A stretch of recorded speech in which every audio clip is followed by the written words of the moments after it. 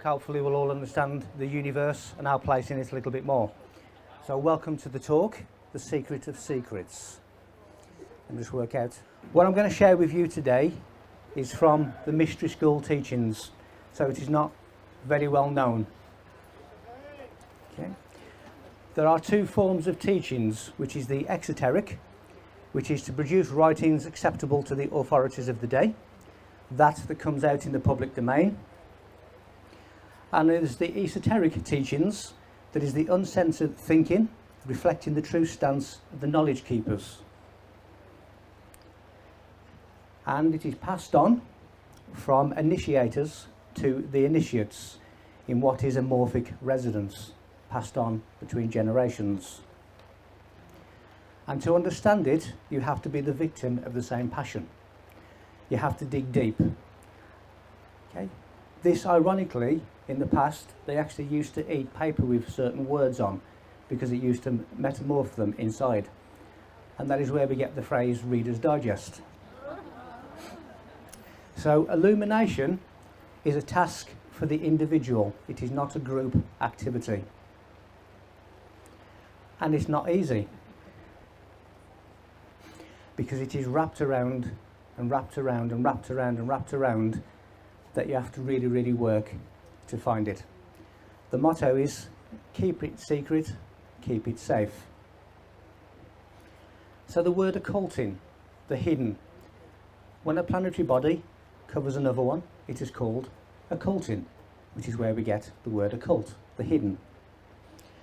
You have to work hard to find it and decipher it, decipher the knowledge, because there are the keepers of knowledge, such as this. This is an Egyptian depiction of the bee, of the nectar, the keepers of knowledge. And it always involves a rebirth or a resurrection of self, the phoenix from the flames. Now the word phoenix, or Phoenicia, comes from the Greek word for purple, hence the reason you have purple.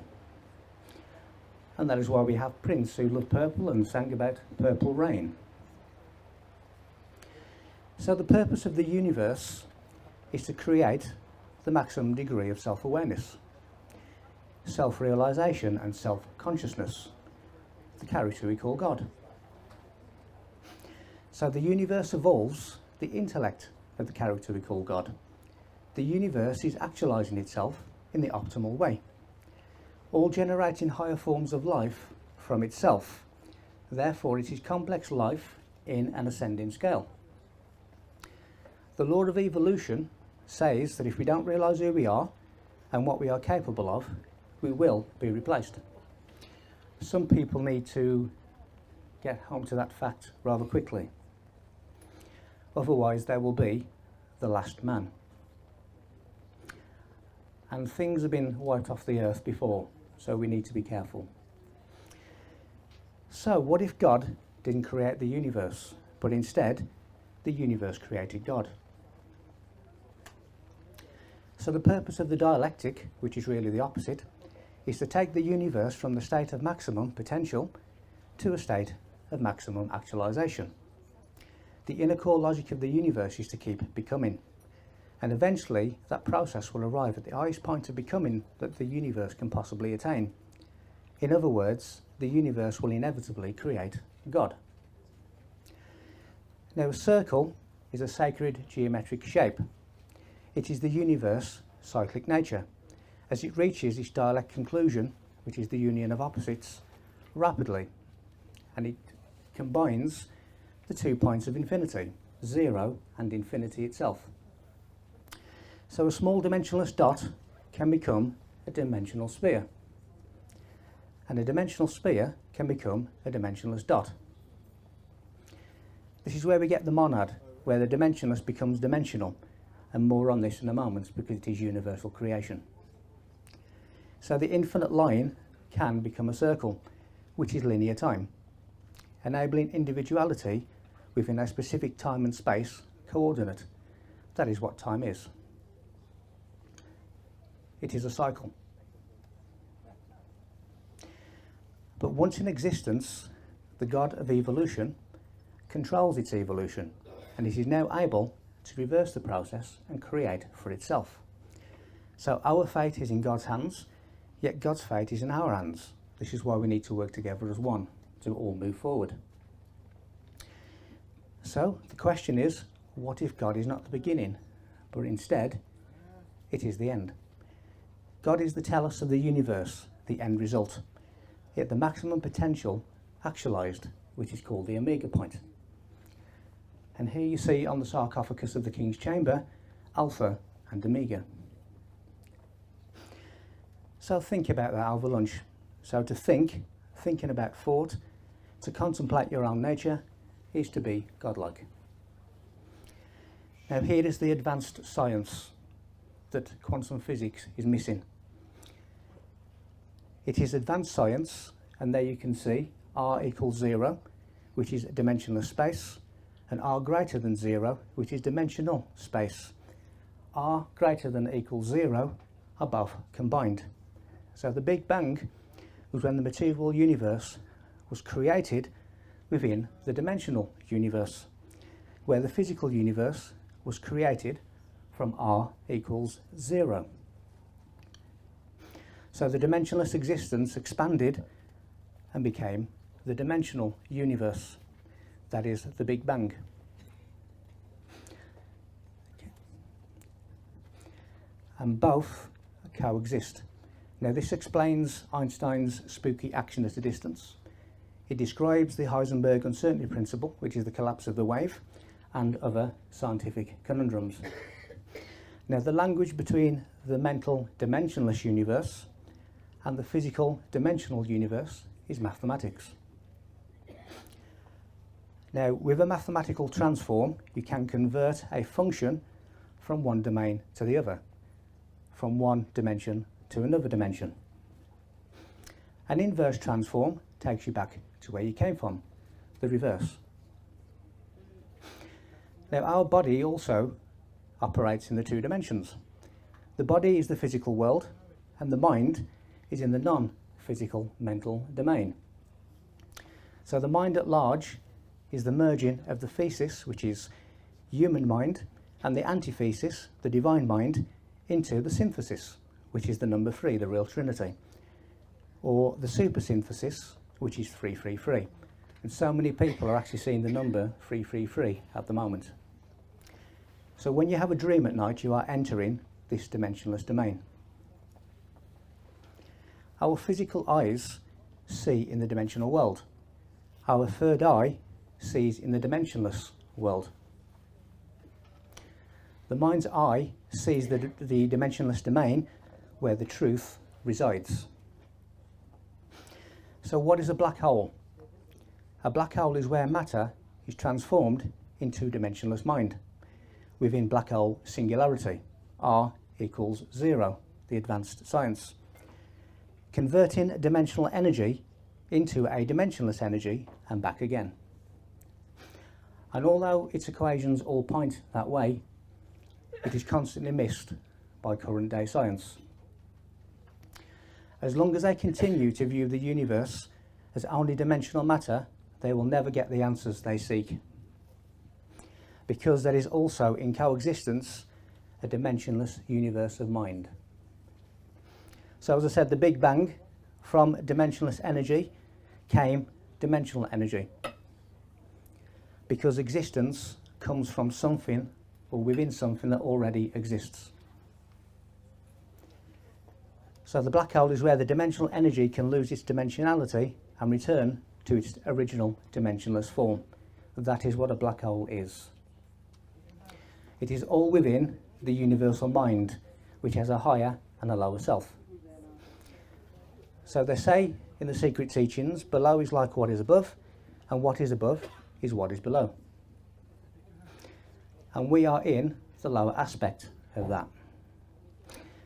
So higher states of order can be built from earlier, less ordered states. Therefore, God is compulsory, because it is the maximum universal potential. So why are we here? It is to reach our own maximum potential, to become God-like, to reach the higher mind of the universal mind, which biblically is Our Father in heaven. Now, the mathematical behaviour of dimensional energy manifests itself as the laws of physics that can only be understood mathematically. The mathematical behaviour of the dimensionless energy manifests as the law of thought. The word thought comes from tot or toth or teote from Egypt. There is also audible mathematics, which are the carrier waves of emotion, which is music. And geometry is classed as frozen music. And here we see it again and again. When there is pleasure, there is harmonious notes, harmonious sound. And when we're in pain, it is discordant notes. It is all frequency, it is all a sound. So the dimensional and the dimensionless universe is glued together by mathematics in the form of physics, which is scientific mathematics, by thinking, logical mathematics, and feeling, the mathematics of music. So the dark matter of space that we cannot see is the dimensionless energy, and the bits of the universe that we can see is the dimensional energy, all coexisting. This can be manifest geometrically in the symbol used by the Pythagorean mystery schools, which is the pentagram, which stands for the fifth element, or the fifth dimension, which is the dimensionless domain called the ether. The existence in the most perfect form. It is also the breath of God. We can do the Trinity, or the pentagram, with that symbol. You may well have seen another character in history doing the same symbol. It is the pentagram. Now, the word Jesus means breath. The breath of God is the pentagram. This is the inverted pentagram that Winston Churchill, V for victory, or so they say. Even the hymn Alleluia hides the pentagram in its chorus with the 5 notes superimposed. Truth is in the world of forms. When the mind is attuned to the world of forms, we become godlike. So Plato's vision of perfect form, which is a place beyond the cosmos, became the basis of the Catholic conception of heaven. He contended that one form stood above all others, at the apex of a pyramid of forms. He called the highest form the good, the supreme guiding principle for the whole of reality. The good became the word God. So the highest form for Christians is God, and the realm of forms, which is the dimensionless domain, is what they classed as heaven. Both religion and science are at an evolutionary cul-de-sac, and unless they understand there's something beyond the physical universe, they will not get much further. There is a trail of breadcrumbs left for us to follow. Now, we can either be Prometheus and head towards the light, or we can be Epimetheus and be distant from light. The likes of the Egyptians would induce the soul out of the body at 10 cycles per second, and they would use the likes of the sarcophagus to do that. Granite was in the ancient times called spirit stone. And when they left the body, or the soul left their body, they encountered what they called tormenting demons, but they were lost souls. So the soul would leave the body, it would go through the pyramid shafts, which acted like the barrel of a gun, and they would catapult to certain star systems. They would go to the dimensionless universe of light, and also certain places within the dimensional universe. Now, the divide between the kingdom of light and the kingdom of matter is called Horus, which is Horus, and that's where we get the word horoscope, or the scope of Horus. It is the divide between the two domains, between the two dimensions. And here you can see Horus guiding a soul. This is the boat of Khufu. It takes the souls across the celestial waters, as we can see here. And this is the Greek interpretation, which is Charon over the river Styx. So heaven wasn't deemed to be a mysterious other dimension, but it was a destination in space that the soul could physically reach if it had the right star map to navigate there, and the correct passwords to get past the gatekeepers. Now, the monuments and monoliths of the world and beyond also contain these secrets because they are the star map, the heavens pictured on earth. And Stonehenge is the key of Solomon. We have the likes of hieroglyphs, which are the reflected sound of words. We have the likes of the Nazca lines, which is reflected sound. We have the likes of ancient mystery school temples, like the Sphinx. And we also have deep information encrypted within the likes of such paintings. So we are told biblically that John was the beloved disciple.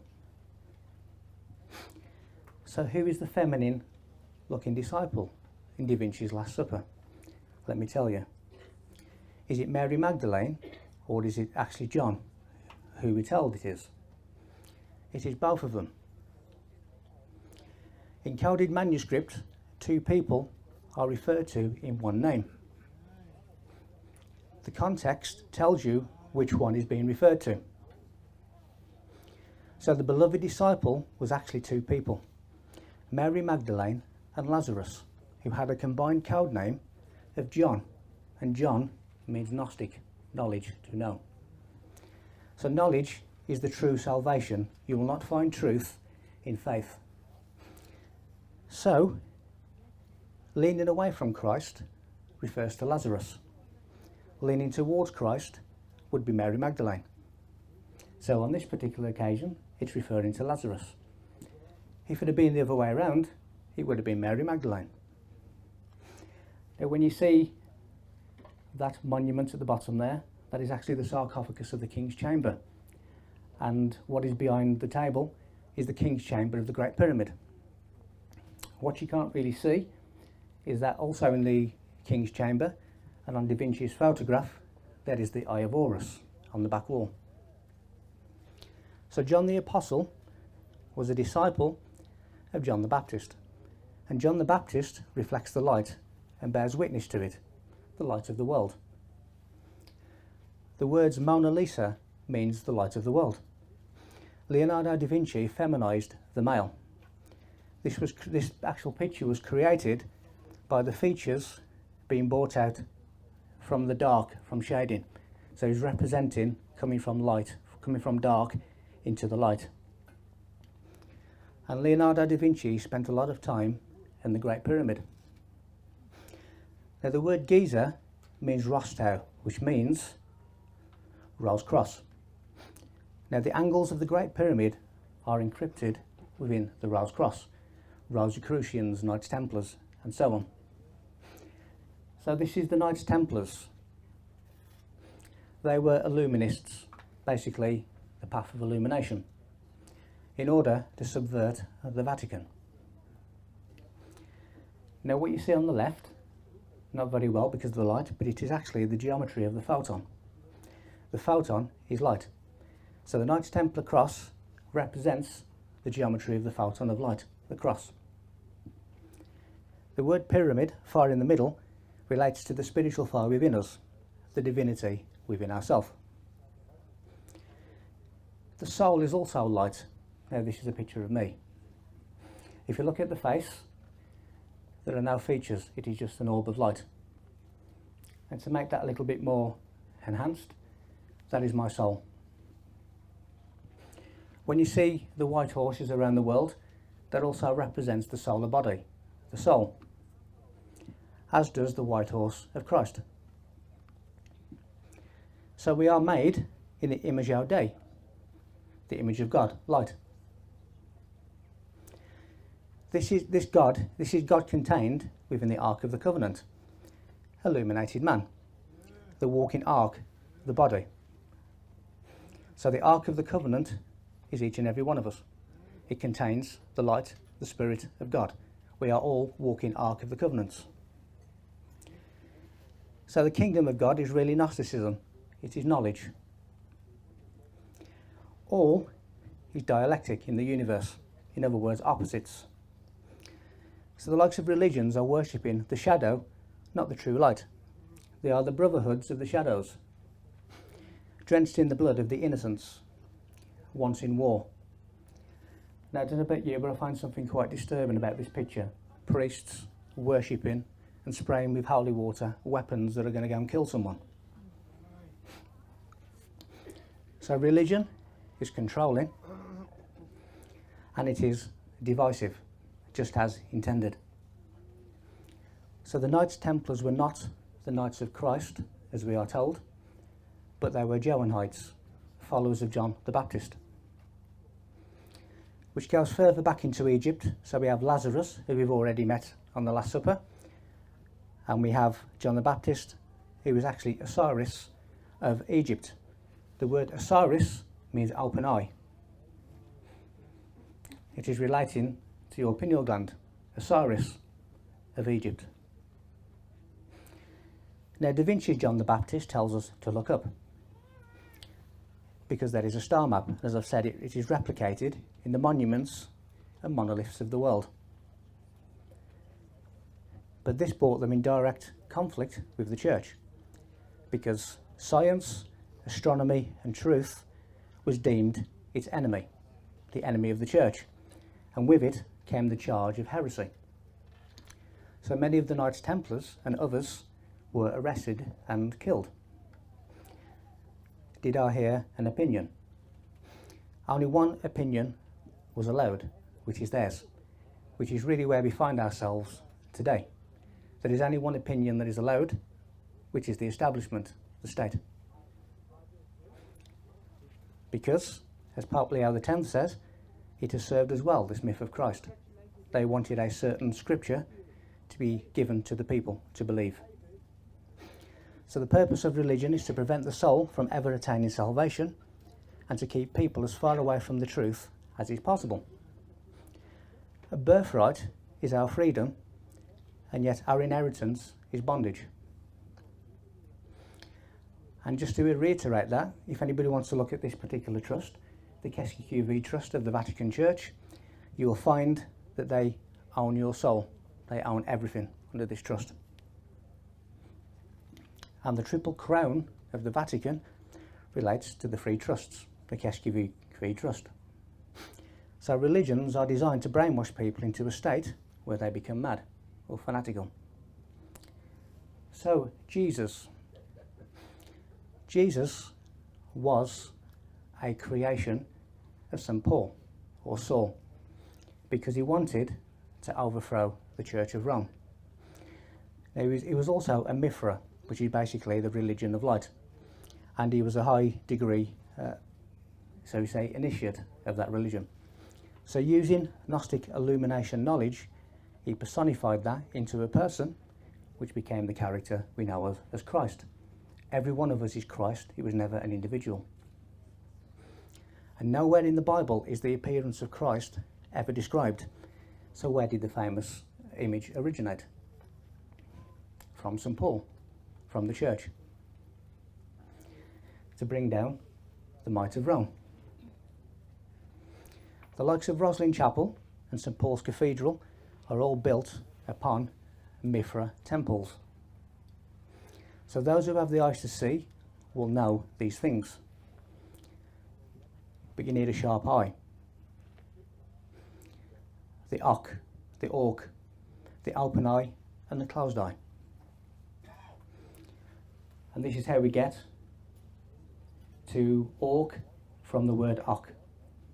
2 eyes gives us the number 8, which because of the octahedron, which because of the element of air, which is where birds fly. So the eyes, which are the windows of the soul, and the eye, which is your true identity, the soul, are inseparable. The eye and the eye are the same. So again, the language of mathematics. So matter has mind, and mind is mathematical. So the basis of mind is mathematics, which means mathema, which means to know. Hence the saying, mind over matter.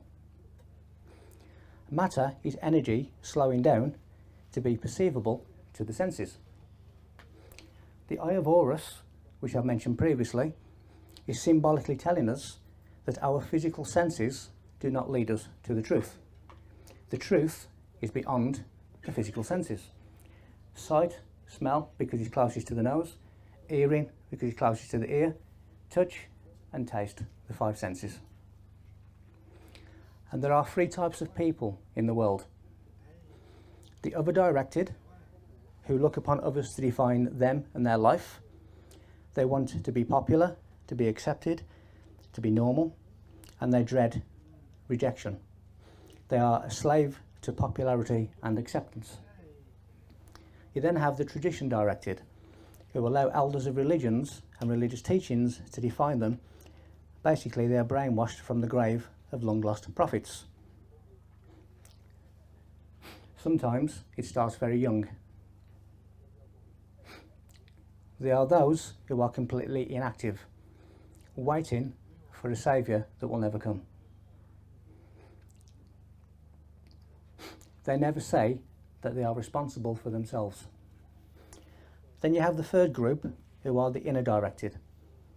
They define themselves according to their own standards, not those of others. Don't let others define you, define yourself. And never let anyone steal your identity, because that is exactly what is happening there.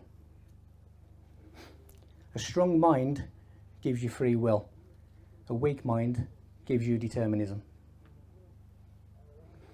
So the Illuminist Pythagoras had a secret number for the sun, 36, because the sun is in each season for 3 months. 3 times 12 is 36.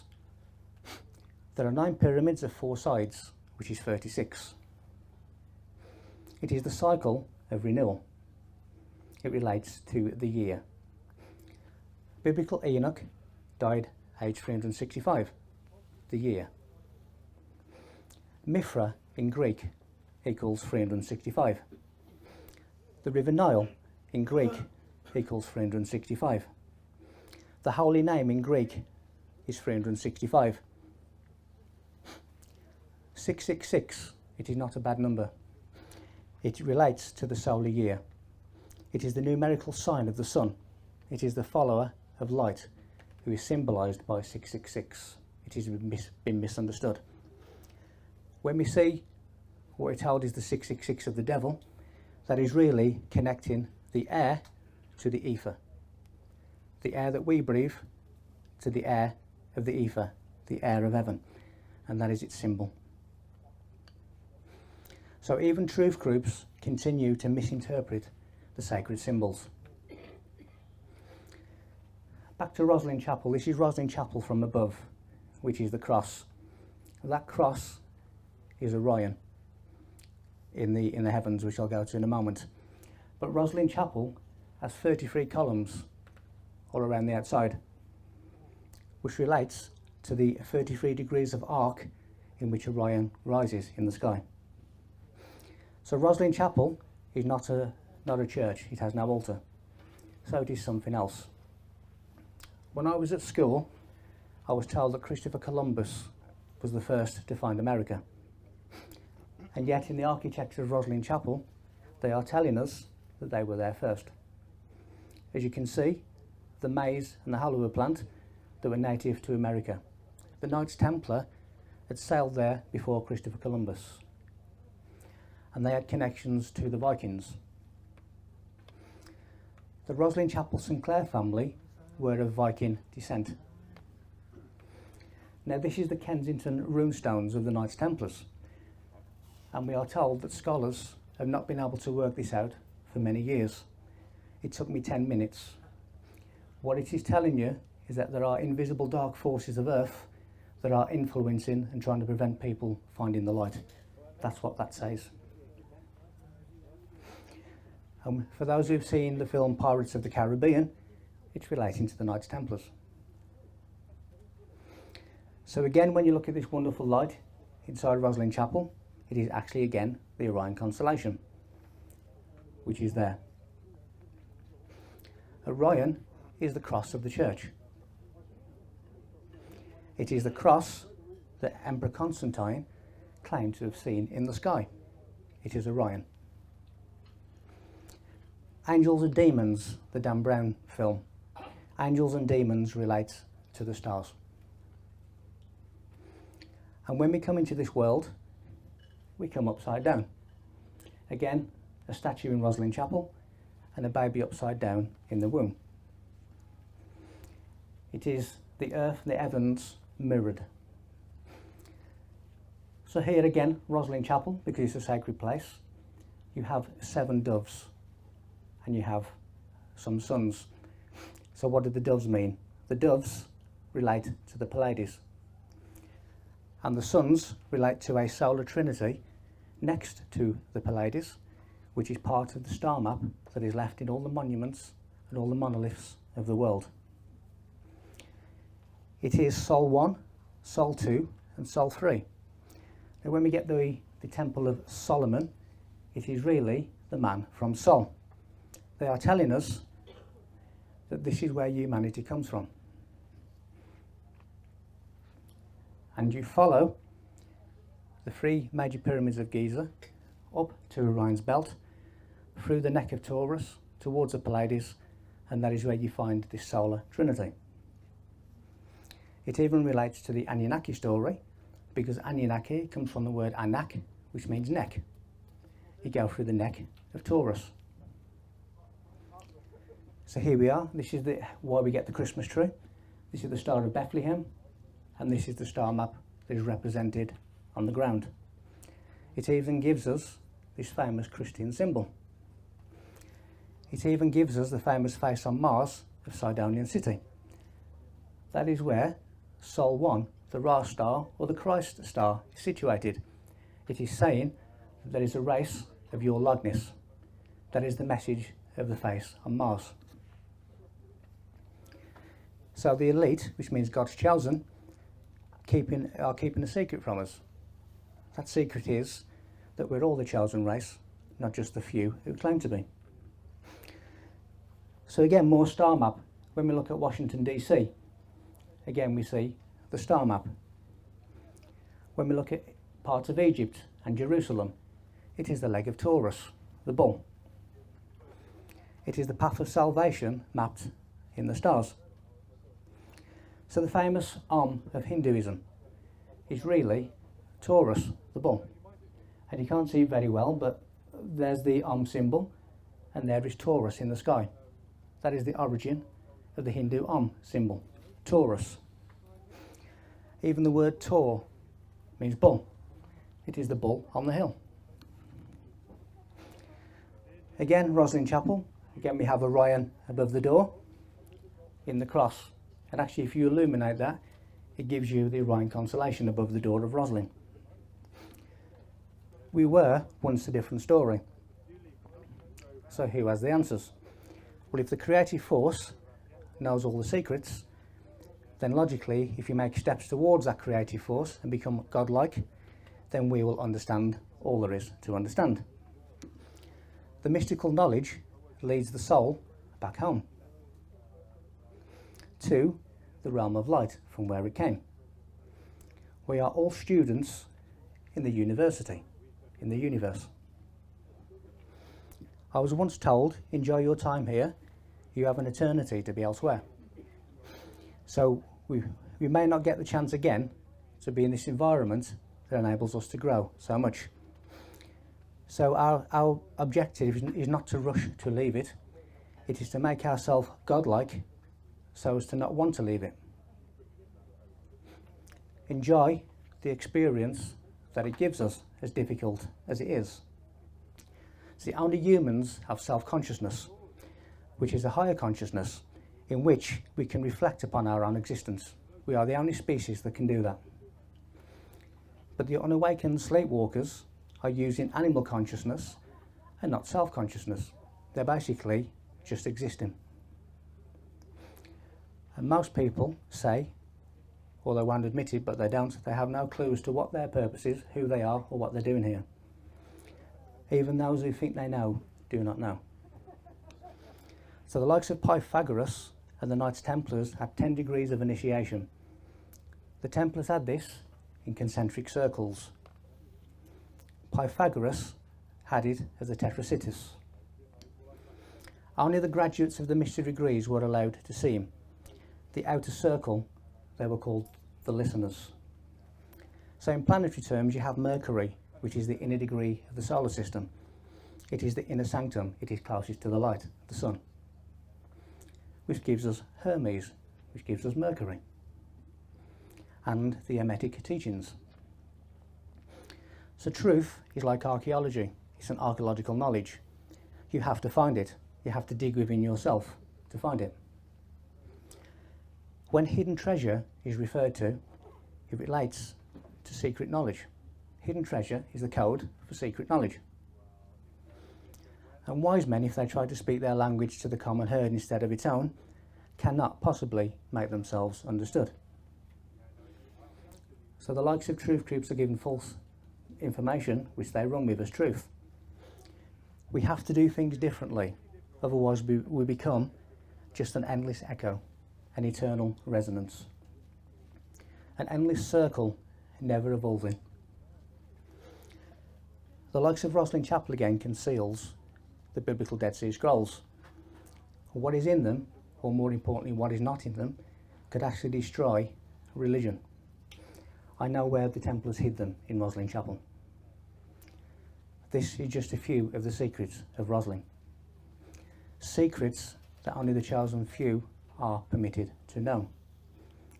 I had an event set up in a couple of weeks' time, and literally 14 days before the event, the director of Rosslyn emailed me and said, "We're not allowing you to do it anymore." The reason being, they do not want the truth coming out. And I looked into it, and that's why.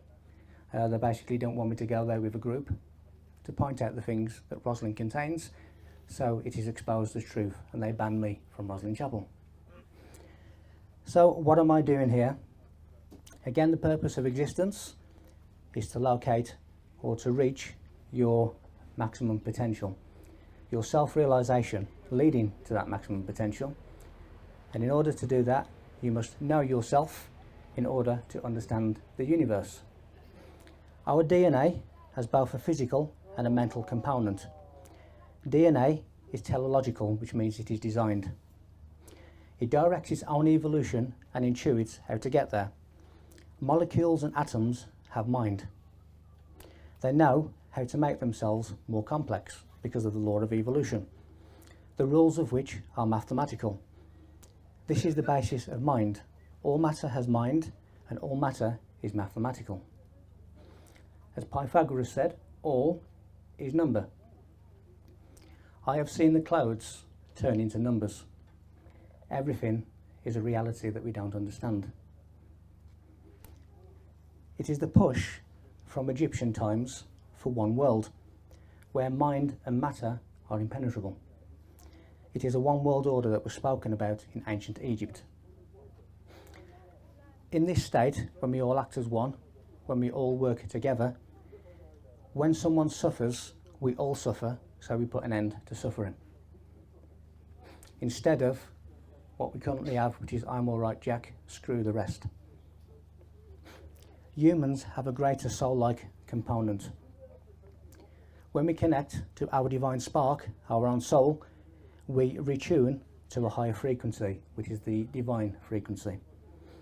Change is the only permanence. We don't step in the same river twice.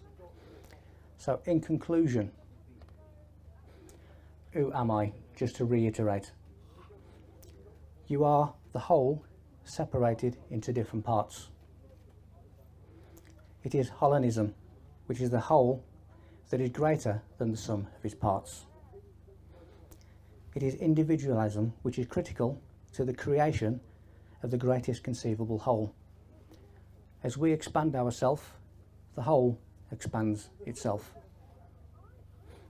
The one separated to evolve itself through each of its individual parts. The dimensionless expanded into the dimensional can shrink back into the dimensionless. That is the Big Bang within an existing creation.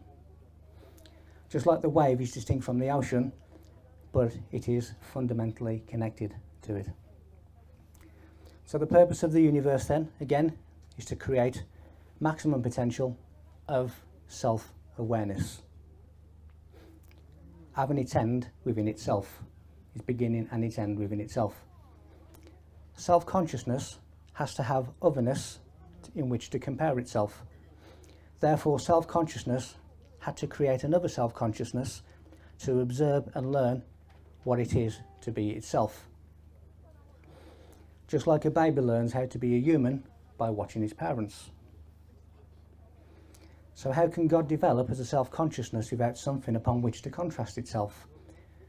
This is creation. So basically, we are here because the dimensionless expanded into the dimensional in order for the creative force, the universe, to look back on itself, to examine itself, to see what it is. You can't do that unless you have a mirror to reflect back to yourself. We are all here to reach our maximum potential. When we reach our maximum potential, we become godlike. The one thing that this world is stopping us from doing is reaching our maximum potential.